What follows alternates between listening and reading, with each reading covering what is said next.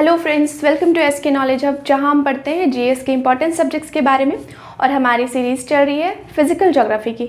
और physical geography का आज हम एक बहुत ही इंपॉर्टेंट टॉपिक लेके आए हैं, जिससे ऑल कॉम्पिटिटिव एग्जाम्स में क्वेश्चन पूछे ही जाते हैं, एक क्वेश्चन ज़रूर रहते हैं। और वो टॉपिक है वायुमंडल यानी कि एटमॉस्फेयर। तो इस चैप्टर में हम जानेंगे कि वायुमंडल होता क्या है, उसके संगठक कौन कौन से, यानी कि वो किन किन चीज़ों से मिलके बना होता है।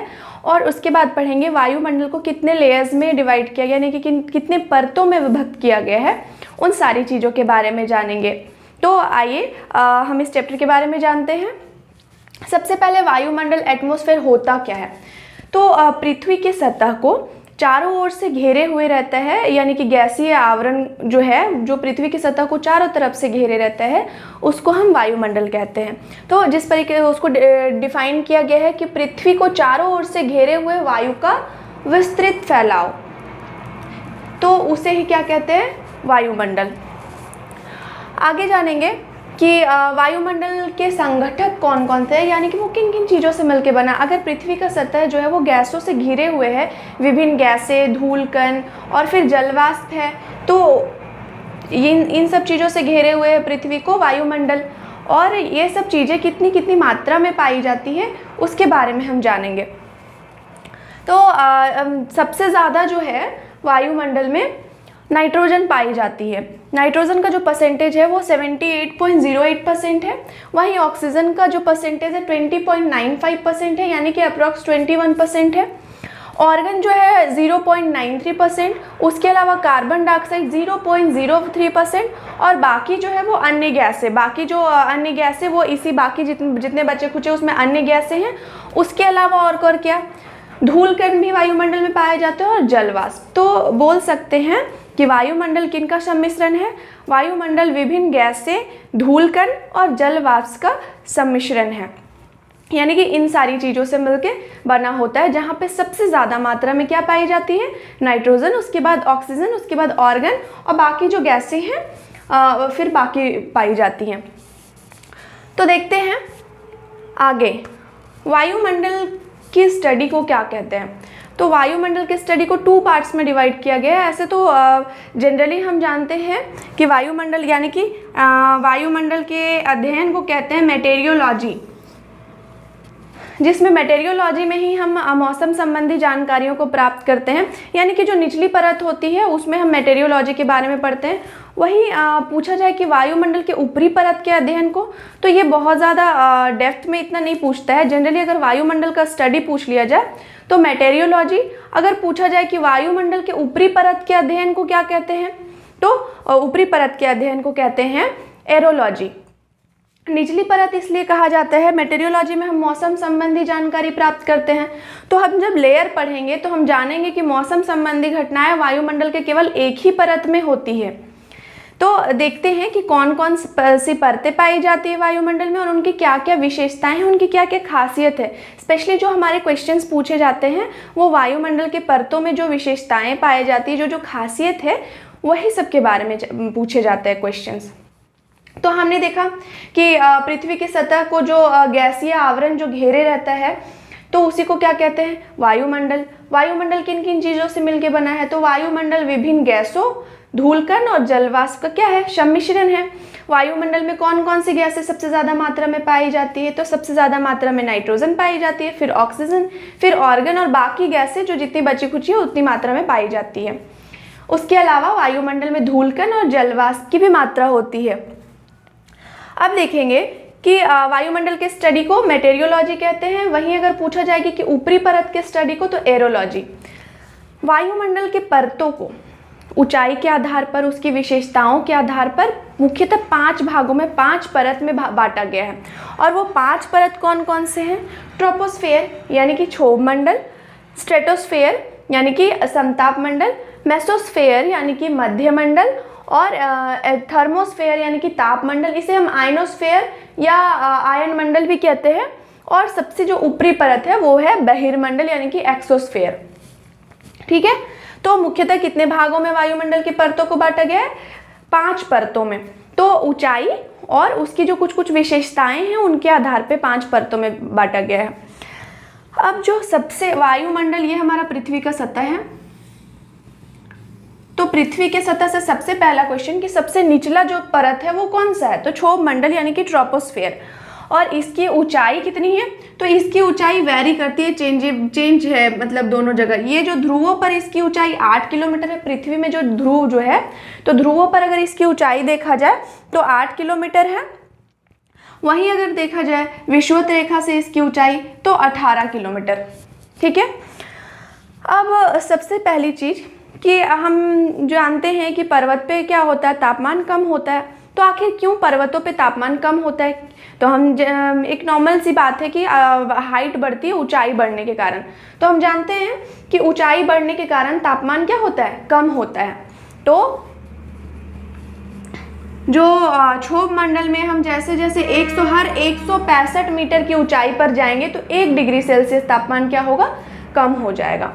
तो इसी प्रकार से अब कह सकते हैं कि हर 165 मीटर पे तापमान जो है वो 1 डिग्री सेल्सियस कम हो जाएगा। उसके अलावा क्षोभ मंडल पर क्या क्या होता है, मौसम संबंधी जितनी भी घटनाएं हैं, जैसे बादल गरजना, आंधी, तूफान, तो ये सारी चीज़ें मौसम संबंधी घटनाएं कहाँ पे घटती है, क्षोभ मंडल में ही, यानी कि ट्रोपोस्फेयर में ही मौसम संबंधी घटनाएं।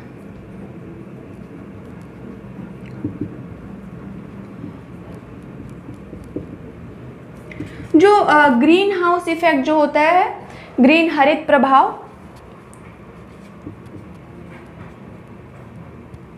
ग्रीन हाउस इफेक्ट,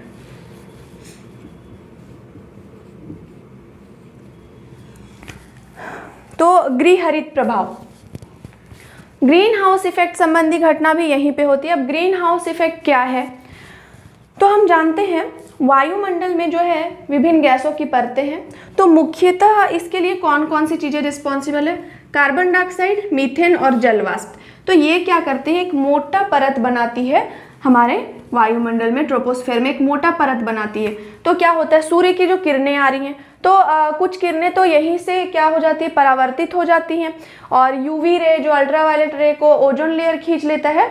और उसके बाद कुछ जो किरणें हैं वो क्या करती हैं, यहाँ पे आती हैं और यहाँ से परावर्तित होती है। लेकिन कुछ किरणों को क्या करता है, ये जो है परावर्तित होने से रोकता है। किरणें यहाँ पे आई और जैसे ही परावर्तित होना चाहती थी तो कुछ किरणों को CO2, मीथेन, जलवाष्प क्या कर लेता है, रोक देता है। और इसी वजह से क्या होता है, यहाँ पे तापमान बढ़ता है, तापमान यहाँ पे बढ़ जाता है ग्रीन हाउस इफेक्ट के कारण। लेकिन ये एक सामान्य घटना है, प्राकृतिक घटना है। लेकिन इसके अलावा अगर एक चीज़ और देखें कि अगर इन गैसों की जो मात्रा है अगर इम्बैलेंस होती है, अगर बढ़ती है, घटती है, तो हमारे एटमॉस्फेयर पे प्रभाव पड़ेगा। कैसे प्रभाव पड़ेगा, ये तो एक प्राकृतिक घटना है, ये होगी ही।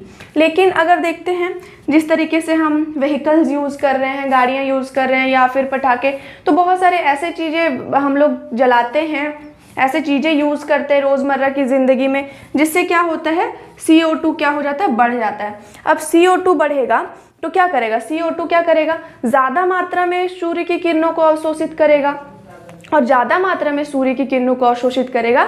इस वजह से क्या होगा, तापमान ज़्यादा बढ़ने लगेगा और ग्लोबल वार्मिंग बढ़ेगी। और यही तापमान बढ़ने की वजह से क्या हो रहा है, धीरे धीरे जो बर्फ़ जो है पृथ्वी पे वो पिघलते जा रहे हैं और जल का स्तर बढ़ते जा रहा है, जो एक काफ़ी विकट समस्या है और जो क्या कर रहा है, हमारे पर्यावरण को काफ़ी क्षति पहुंचा रहा है। तो ग्रीन हाउस इफेक्ट एक सामान्य घटना, नेचुरल घटना है। लेकिन अगर जरा भी हम इन सब चीज़ों के साथ खिलवाड़ करते हैं, अगर हम प्रकृति के साथ खिलवाड़ करते हैं, अगर बहुत ज़्यादा गाड़ियाँ चल रही हैं, बहुत ज़्यादा स्मोक मतलब बहुत ज़्यादा कार्बन डाइऑक्साइड रिलीज़ हो रहा है, और पेड़ पौधे काट रहे हैं हम, तो पेड़ पौधे क्या करते हैं, कार्बन डाइऑक्साइड को क्या करते हैं, वो अवशोषित करते हैं। और जिस तरीके से पेड़ पौधे काटे जा रहे हैं, फैक्ट्रीज़ बनाई जा रही हैं, जिस तरह से व्हीकल्स चलाया जा रहा है, तो CO2 की मात्रा को बढ़ाएगा, और CO2 की मात्रा को जब बढ़ाएगा तो ग्रीन हाउस इफेक्ट बढ़ेगा। ग्रीन हाउस इफेक्ट होना तो एक नेचुरल घटना है, लेकिन उसका बढ़ना, यह घटना क्या होता है, एक प्रकृति के लिए एक विपदा है। इसीलिए हम कहते हैं कि ग्रीन हाउस इफेक्ट के कारण जो है ये अगर बढ़ेगा तो ग्लोबल वार्मिंग भी बढ़ेगा, और तापमान बढ़ने के कारण क्या होगा कि बहुत सारे दुष्परिणाम सामने आएंगे। तो ये चीज़ हो गई। मौसम संबंधी घटनाएं भी यहीं घटती है और ऊंचाई पे जाने पे तापमान क्या करता है, घट जाता है 1 डिग्री सेल्सियस। उसके आगे हम जाते हैं, एक लेयर है ट्रोपोपॉज। तो ट्रोपोपॉज क्या करता है, सम तापमंडल को क्षोभ मंडल से अलग करता है। सम तापमंडल को क्षोभ ताप से अलग करने वाला जो मतलब लेयर है, परत है, उसको हम ट्रोपोपॉज बोलते हैं। अब आ जाते हैं समतापमंडल में। तो समतापमंडल में जो है वो 18 से 50 किलोमीटर के बीच है और ध्रुवों पर 8 से 50 किलोमीटर के बीच जो परत है वायुमंडल की, वो समतापमंडल कहलाती है। इसे हम स्ट्रेटोस्फेयर कहते हैं। अब समतापमंडल में क्या क्या होता है, हमने जो देखा कि मौसम संबंधी घटनाएं यहाँ होती है, लेकिन यहाँ पे मौसम संबंधी घटनाएं नहीं होती है। यहाँ पे तापमान बढ़ता घटता भी नहीं है। उसके अलावा एक और इम्पॉर्टेंट चीज़ कि यहीं पे ओजोन परत पाई जाती है।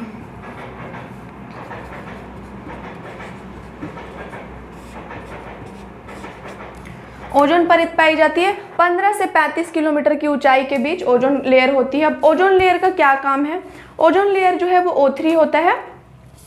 ओजोन लेयर क्या करता है, जो सूर्य से आने वाली हानिकारक यूवी रे, अल्ट्रावायलेट रे, जिससे काफ़ी सारा कैंसर संबंधी बीमारियां, स्किन डिजीजेज होती हैं, तो उसको क्या करता है, ये रोकता है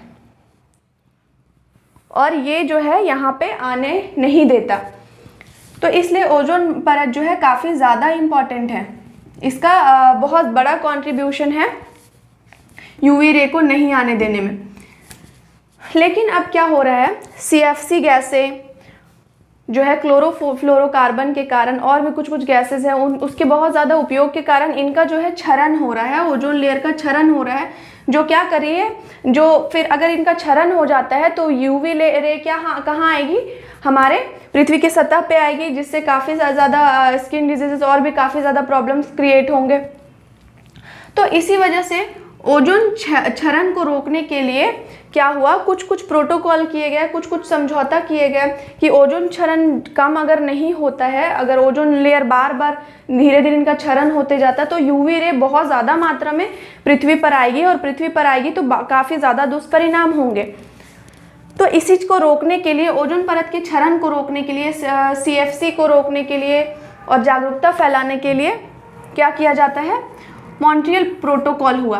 तो मॉन्ट्रियल प्रोटोकॉल होता है 1987 में और क्योंकि ये प्रोटोकॉल जो होता है वो होता है 16 सितंबर को। और क्यों होता है, क्योंकि ओजोन के क्षरण को रोकने के लिए, जागरूकता फैलाने के लिए प्रोटोकॉल होता है। इसी वजह से 16 सितंबर को ही ओजोन दिवस के रूप में मनाते हैं।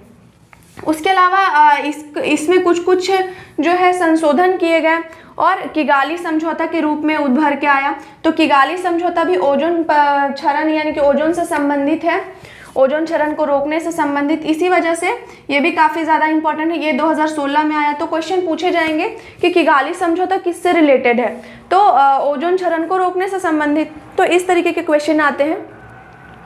अब इसके अलावा हम जानेंगे कि ओजोन परत की मोटाई को कैसे नापते हैं। तो ओजोन परत की मोटाई को डॉब्सन में मापते हैं। ये भी काफ़ी ज़्यादा इंपॉर्टेंट क्वेश्चन है।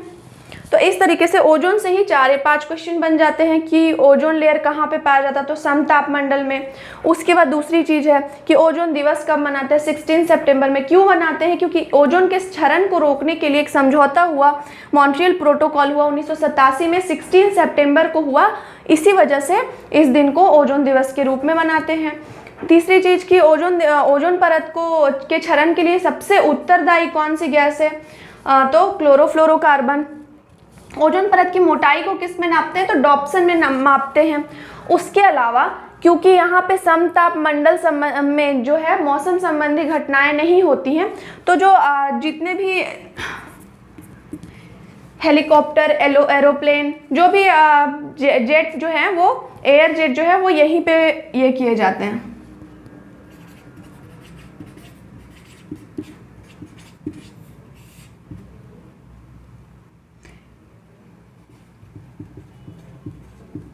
तो बोला जाए कि प्लेन वगैरह कहाँ पे ये किए जाते हैं, तो इसी जगह में प्लेन जो है उड़ाया जाता है। हेलीकॉप्टर, जो भी वायुयान है वो इस जगह पे उड़ाए जाते हैं, ताकि क्योंकि यहाँ पे मौसम संबंधी घटनाएं होती नहीं है, तो इसी वजह से ये सूटेबल है। तो यहाँ पे कुछ कुछ स्पेसिफिक क्वालिटीज़ हमने देखी इसकी।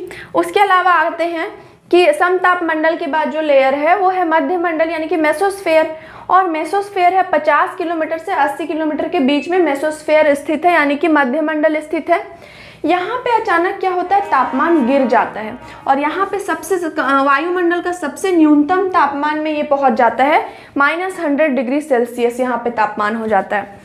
तो इससे बहुत ज़्यादा कुछ ज़्यादा इसकी खासियत है नहीं, बस इसमें यही है कि वायुमंडल का न्यूनतम तापमान जो है वो किस परत में पाया जाता है, तो मध्यमंडल में।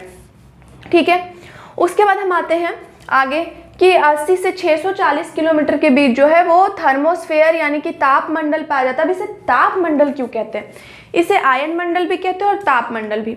हमने देखा कि हाइट बढ़ने से क्या होती है, टेम्परेचर गिर जाता है, टेम्परेचर कम होने लगता है। मगर यहाँ पे क्या होता है, यहाँ पे देखा गया ऊपर एक तरफ हम देख रहे हैं यहाँ पे न्यूनतम तापमान, और क्योंकि यहाँ पे विद्युत आवेशित कण पाए जाते हैं तो इसी वजह से क्या होता है, यहाँ पे तापमान में वृद्धि होने लगती है। यहाँ के तापमान में मतलब देखा जाता है कि तापमान बढ़ रहा है यहाँ पे। इसी वजह से इसे थर्मोस्फेयर या तापमंडल कहते हैं। एक तरफ जहाँ इन सारे मंडल में तापमान में वृद्धि नहीं हो रही है, वहीं अचानक इसमें वृद्धि होती है, इसी वजह से इसे तापमंडल कहा जाता है। और दूसरी चीज़ कि तापमान में वृद्धि होने से यहाँ का टेम्परेचर ज़्यादा होगा, तो उल्का पिंड जो भी हमारे अंतरिक्ष से उल्का पिंड आते हैं, तो उल्का पिंड जो गिरते हैं यहाँ तक आते आते वो जल जाते हैं और इस वजह से क्षति नहीं पहुँचती है पृथ्वी के सतह को। तो उल्का पिंड जो है यही क्या होते हैं, जल जाते हैं। उसके अलावा यहाँ पे लेयर पाए जाते हैं, DEFG लेयर जो है वो तापमंडल में ही पाए जाते हैं। उसके अलावा ये क्या करता है, रेडियो एक्टिव रे को परावर्तित करता है, इसी वजह से सैटेलाइट्स जो है यहीं पे फिट किए जाते हैं। तो ये सारी खासियत तापमान मंडल से संबंधित है। उसके बाद आगे जाएंगे कि तापमान मंडल से ऊपर का जो लेयर है, परत जो है वो क्या कहलाता है, तो वो बहिर्मंडल। ये सबसे ऊपरी परत है, सबसे बाहरी परत है, इस वजह से इसे बहिर्मंडल कहते हैं।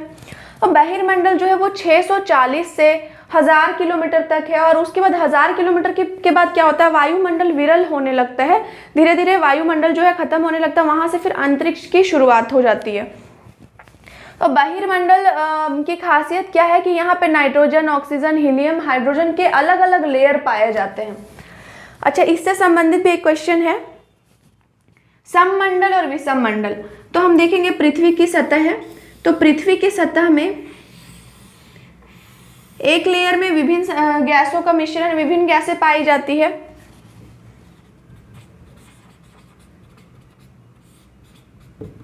और अगर उसके ऊपर जाते हैं तो सबसे पहले नाइट्रोजन,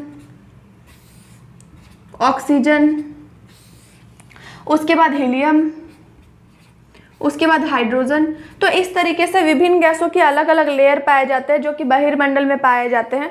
तो जहाँ विभिन्न गैसें निश्चित अनुपात में पाई जाती है 80 किलोमीटर की ऊंचाई तक, तो उसको हम क्या कहते हैं, उसे हम कहते हैं सममंडल। और उसके बाद अलग अलग गैसों का जब लेयर है, ये सारे लेयर्स को हम क्या कहते हैं, विषममंडल।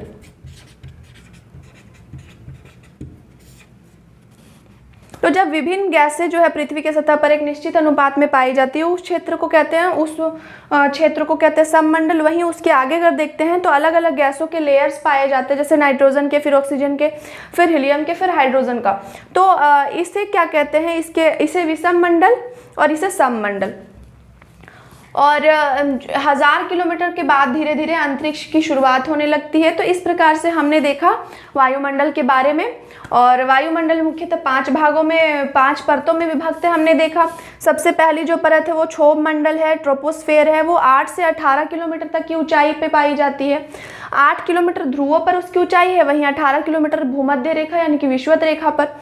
उसके अलावा यहाँ क्या करते हैं, जैसे जैसे ऊंचाई बढ़ती है, हर 165 मीटर की ऊंचाई पर तापमान जो है 1 डिग्री सेल्सियस कम हो जाता है। उसके अलावा मौसम संबंधी घटनाएं यहीं पे घटती है, आंधी, तूफान, बादल, जितने भी मौसम संबंधी घटनाएं यहीं पे होती है।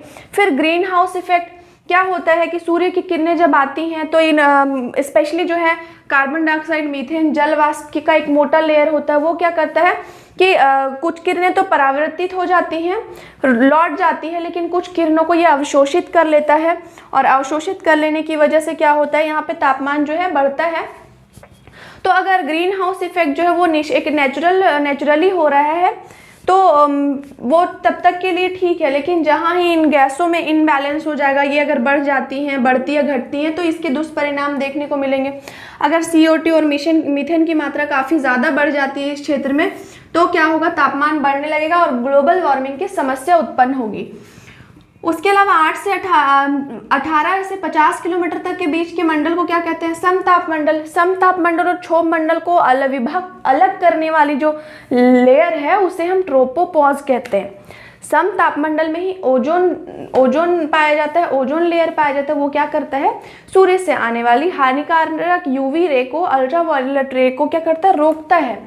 और क्योंकि CFC क्लोरोफ्लोरोकार्बन मुख्यतः इसके लिए रिस्पॉन्सिबल, इसके क्षरण के लिए, ओजोन लेयर का क्षरण होता जा रहा है, तो इस चीज़ को रोकने के लिए क्या करते हैं, मॉन्ट्रियल प्रोटोकॉल हुआ 1987 में, और इसी को संशोधित करके किगाली समझौता 2016 में होता है। और क्योंकि मॉन्ट्रियल प्रोटोकॉल ओजोन परत के क्षरण को रोकने से संबंधित है, और ये जो प्रोटोकॉल है वो 16 सितंबर को होता है, इसी के उपलक्ष्य में हम ओजोन दिवस मनाते हैं 16 सितंबर को। ओजोन परत की मोटाई डॉब्सन में मापी जाती है।